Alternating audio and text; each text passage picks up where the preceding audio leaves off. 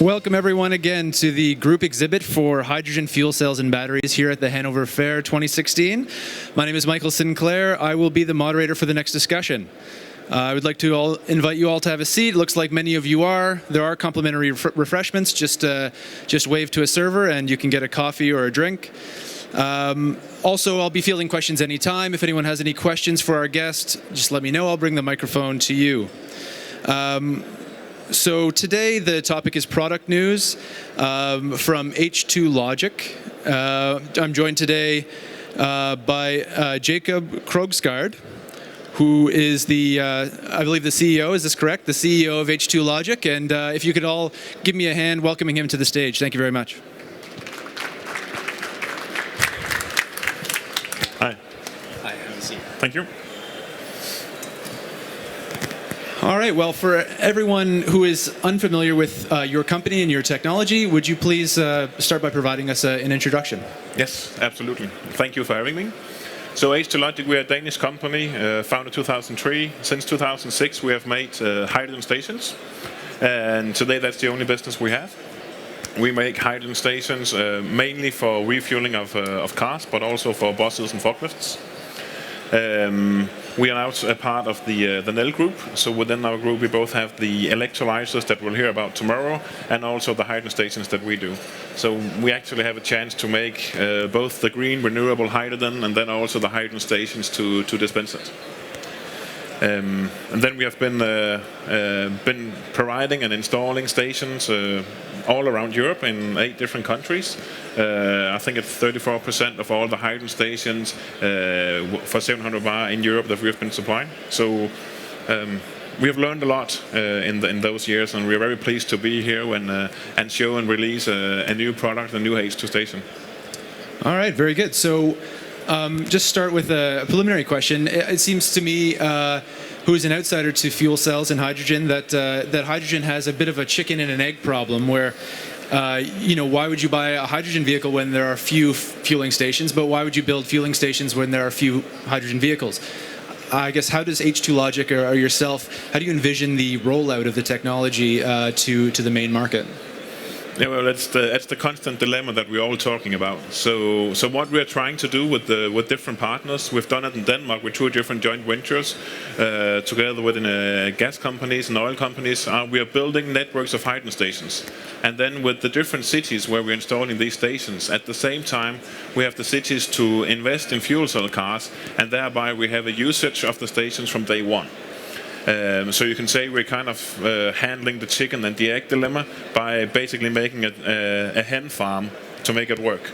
It's of course expensive, and there's always a first mover disadvantage, and that is really one of the challenges. We're now doing the same in Norway, together with our sister company NEL Hydrogen and UNO-X that are operating traditional gasoline stations in Norway, and we would like to do that elsewhere as well. Basically, just building one station in a country will not work. You need to have a plan of a complete network. So I drive an FTV myself. I have a Toyota Mirai as my family car, so I know it firsthand. If you don't have a sufficient dense network of hydrogen stations and you can only drive around one specific city, you will not use your car. So you need to have a network and you need to have a plan. And it's very encouraging to see that in many different countries in Europe, they are starting to have they call them H2 mobility plans in different countries. And that's what we need to do to get there. Could you describe the current network that exists? I guess primarily from your company's standpoint, but also just the greater network. How accessible are these stations in Europe? I'm from Canada, I'm from Toronto. I'm not sure there's much infrastructure there, but obviously there's a lot more in Denmark. Yeah, and so Denmark is, of course, our home country, and that's where we really started to build this network. So in Denmark, we have a little more than 5 million people, and we're building station number 10 now. So actually, because the stations are distributed well across the country, now with the last station in operation, 50% of the Danish population have less than 15 kilometers to a hydrogen station. So it's not good enough compared to the 2,000 traditional fuel stations we have in Denmark, but it's good enough to get started. And it's good enough because I've only been using our own stations and driving 22,000 kilometers since October. Yeah, you mentioned to me just in the pre-talk a minute ago that you actually drove here from Denmark in a hydrogen-powered vehicle. Yeah, of course. And my wife even booked a vacation in the north of Italy this summer, so somehow I have to get there. I'm still counting on a few more stations here in Germany, guys. So when you choose a station location to install a station, how do you understand what the demand is going to be in that station? How do you ensure that there's sufficient demand to support that installation? So first of all, we actually prefer to provide hardware and just be the hardware provider. But of course, we help our customers, being oil companies, energy companies, or gas companies, to find the perfect locations. And the perfect location is basically to place a station in the outer skirt of the bigger city, preferably right next to the to highways, so that you cover people that are driving from A to B, passing the city. But at the same time, you need local users to use that station every day. And then what we can also see a tendency for is the customers are asking for dual fuel, so they both have 700 bar for cars, but also 350 bars for buses, because that can give you some base load of your station. So we see that happening now. So primarily the vehicles are consumer vehicles, or are they fleet vehicles for cities or whatever? So in Denmark, it's a big combination. So there it's for the cities, the utilities, it's for industries, and even some private persons having them. So it's good. However, what we do need is really to have a much more push from the OEMs. Putting the cars all the way out to the dealerships, not just having the local importers to handle it. We got, I think it's 59 FCVs in Denmark today. Unfortunately, I know them all. I don't want to. There should be way more, so I don't know them. We got a network that can fill more than 2,000 cars. Yeah, okay, so what would be the network can support 2,000 cars that you currently have, so I guess each one individually about 200? Like, how does that work? Yeah, about 200 in network. Because typically you fuel your car like once a day, and you can fuel around about 40 cars a day. You fuel your car once a week, and you can fuel like 40 cars a day. Okay, so are there substantial safety and regulatory challenges with installing a new station? When you choose a site, I guess what's the permitting process look like? It's actually not that difficult. So now we're in Europe. If you talk about Japan, it's a completely another ball game. US a little, but in Europe it's not that difficult. So in Denmark and now in Norway, we're starting to really get that process standardized, so that we start having dialogues with authorities about installing stations. We typically do turnkeys for our customers. And then by having the upfront discussions with the utilities, with the authorities, and with third parties, it can go quite swift.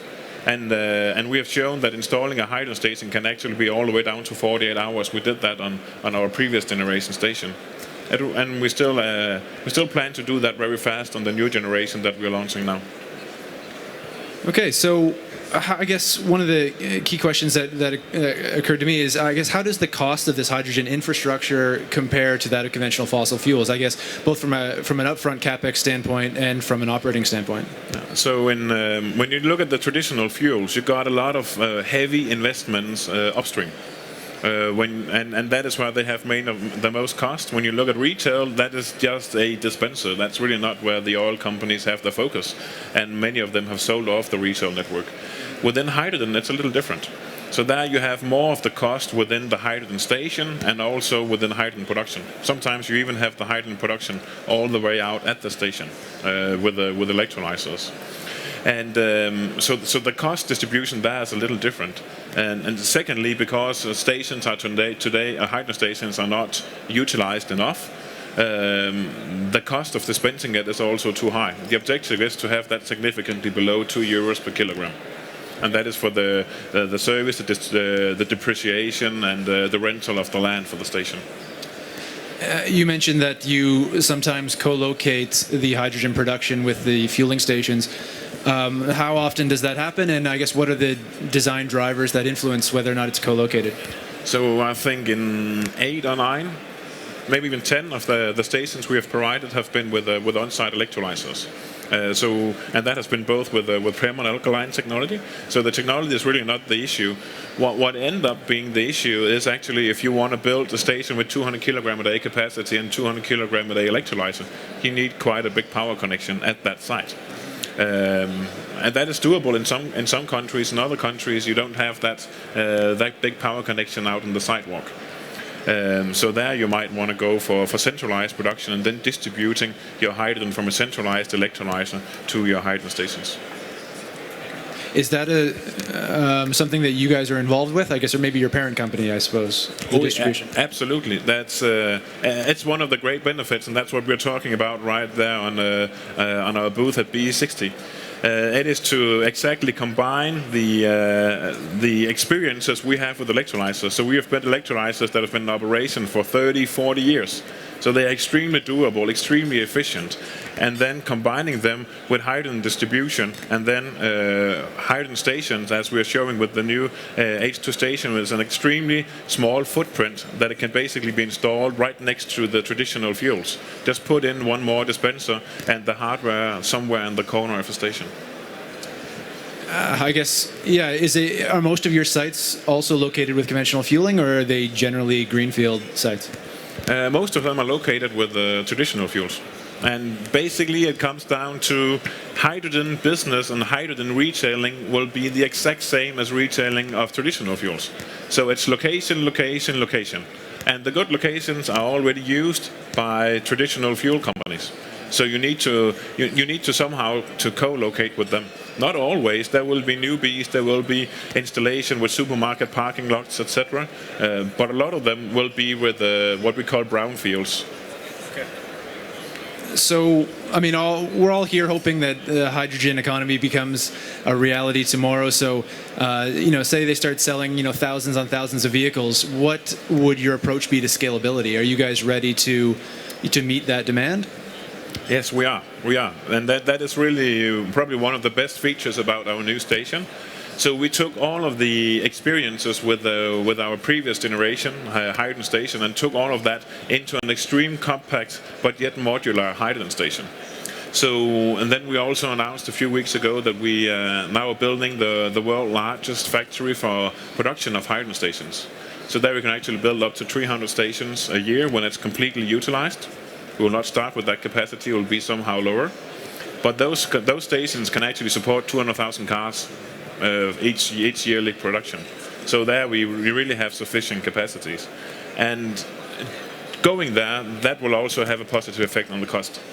Right now, when you just produce like 1 or 2 or 3 or a small series of stations, it doesn't have the necessary effects on getting the cost down, but multiple orders will.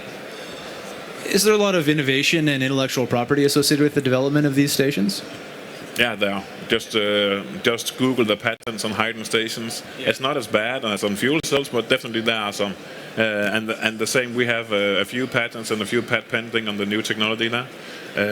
Of course, that's necessary to make sure we have the technologies that we can protect and use also for not just for home market, but for Europe, US, Japan.